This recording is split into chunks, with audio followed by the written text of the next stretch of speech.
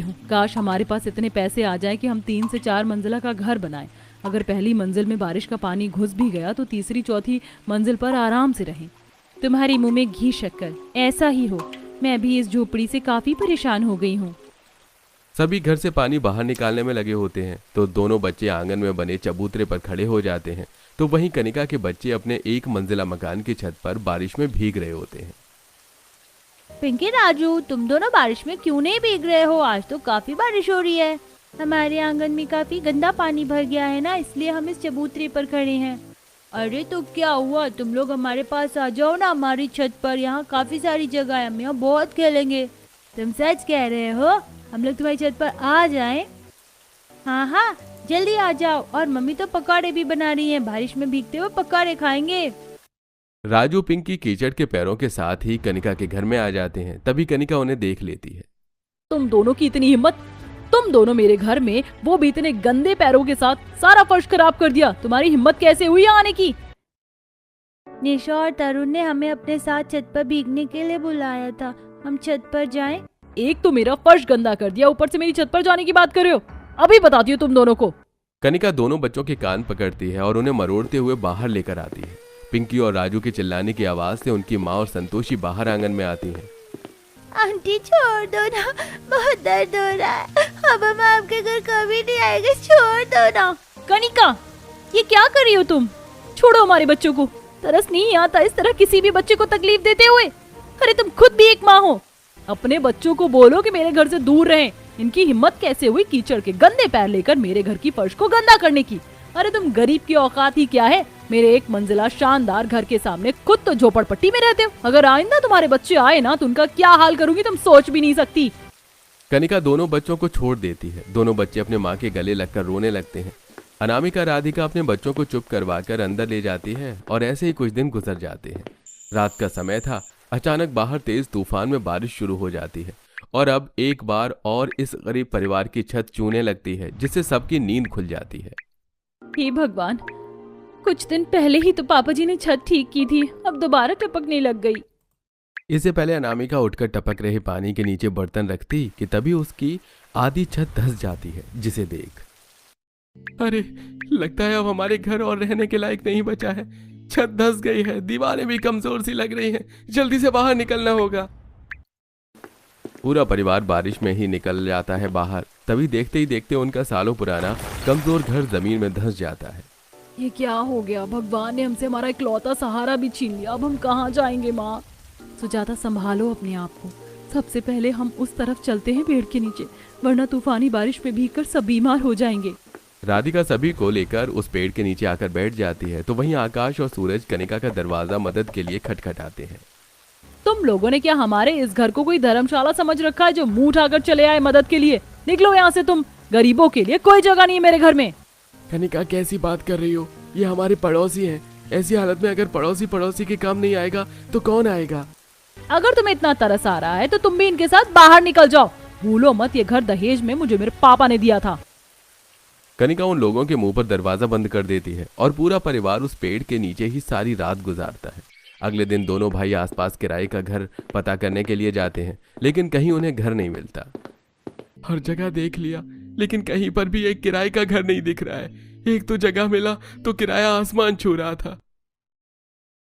हम फैक्ट्री जा रहे हैं, एक बार मालिक से थोड़े पैसों की मदद मांगते हैं, क्या पता कुछ हो जाए। दोनों भाई फैक्ट्री के लिए निकल जाते हैं। तो वहीं अब पूरा परिवार उस मलबे के नीचे से थोड़ा बहुत खाने पीने का बचा सामान निकाल कर खाता है।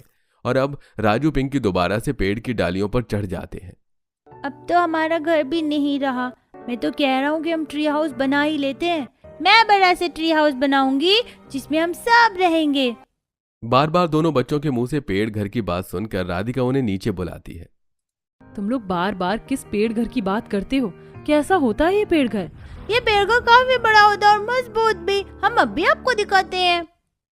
राजू पास में पड़ी एक लकड़ी का टुकड़ा उठाता है और मिट्टी की जमीन पर एक पेड़ घर की ड्राइंग बनाकर उन्हें दिखाता है। अगर ऐसा है तो हम लोग क्यों ना एक पेड़ घर बना ले? वैसे भी हमारे आंगन में इतना मजबूत और सालों पुराना पेड़ है, इसके तने और जड़ें काफी मजबूत हैं। सही कह रही हो अनामिका, बच्चों की ड्राइंग से हमें थोड़ा बहुत आइडिया भी मिल जाएगा। कम से कम सर छुपाने के लिए तो कोई जगह हो। भाभी, मैं भी इसमें आपकी मदद करूंगी। आखिर कब तक हम लोग इस तरह बेघर रहेंगे? बाकी लोगों के आ जाने के बाद अब अनामिका राधिका उन्हें भी पेड़ घर के बारे में बताती हैं और सब मान जाते हैं। पेड़ घर बनाने के लिए आसपास के इलाके से वो लोग सूखी और मजबूत लकड़ियां इकट्ठा करते हैं, तो वहीं जान पहचान की दुकान से उन्हें कील और हथौड़ी भी मदद में मिल जाती है। हम पिछले निचले हिस्से में ही अपना पेड़ घर बनाते हैं। ऊपर हिस्से में बनाएंगे तो बार बार चढ़ना उतरना पड़ेगा। सबसे पहले हम इस तरफ खुदाई शुरू करते हैं, जब तक आप लोग लकड़ियां काटें। पूरे परिवार अपने पेड़ घर की पहली मंजिल बनाने की तैयारी में लग जाता है।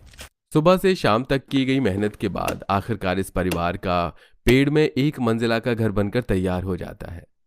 कुछ समय के लिए ठीक है, कम से कम बारिश में बाहर तो नहीं भीगना पड़ेगा। 3 से 4 दिन अपने पेड़ घर में पूरा परिवार आराम से रह रहा था, लेकिन देर तक तेज बारिश होती है तो उनकी पेड़ घर की पहली मंजिल के अंदर पानी आने लगता है। अरे फिर से वही परेशानी हो गई माँ, तेज बारिश की वजह से पानी भरता ही जा रहा है। पता नहीं ये परेशानी कब हमारा पीछा छोड़ेगी। अपने पेड़ घर की पहली मंजिल के अंदर से भी इस बारिश का पानी बाहर निकालने में सब लगे हुए थे। ये देख कनिका, तुम लोगों को क्या लगा पंछियों की तरह इस पेड़ के अंदर रहोगे तो बारिश से बच जाओगे? और बारिश के कीड़े मकोड़े हो तुम, जो गंदगी में ही रहते हो और मर जाते हो।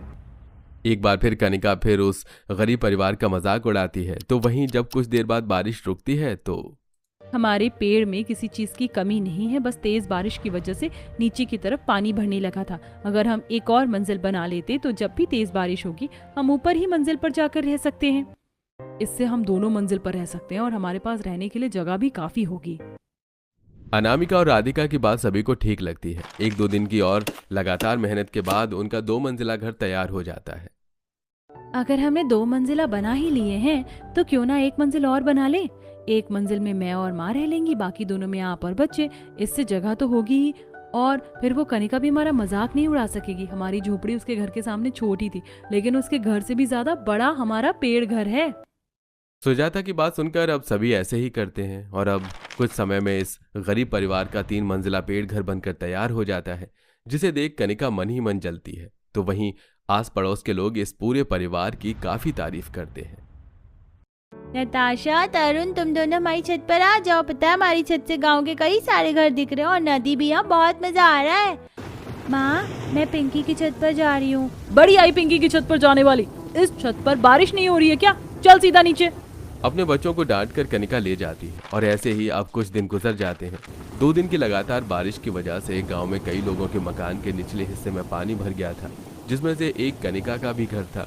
पेड़ घर में रहने वाला पूरा परिवार पहली मंजिल में पानी भरने की वजह से दूसरी और तीसरी मंजिल पर रह रहा था, लेकिन कनिका के परिवार के पास ऐसी कोई जगह नहीं थी। खड़े खड़े देखते रहेंगे या कुछ करोगे भी? पानी का लेवल तो बढ़ता ही जा रहा है। अरे अब मैं क्या करूं? एक काम करते हैं, छत पर चलते हैं, कोई और जगह नहीं है हमारे पास। विनोद अपने पूरे परिवार को लेकर छत पर आ जाता है, लेकिन छत पर भी मूसलाधार बारिश हो रही थी। कनिका, विनोद और दोनों मासूम बच्चों को इस तरह बारिश में भीगता देख अपनी पेड़ घर की तीसरी मंजिल पर खड़ी अनामिका, भाई साहब, आप लोग बच्चों को लेकर यहाँ हमारे घर में आ जाइए। सुनने में आया है कि बारिश कई घंटे और होती रहेगी। कब तक इस तरह छत पर बारिश में भीगते रहेंगे?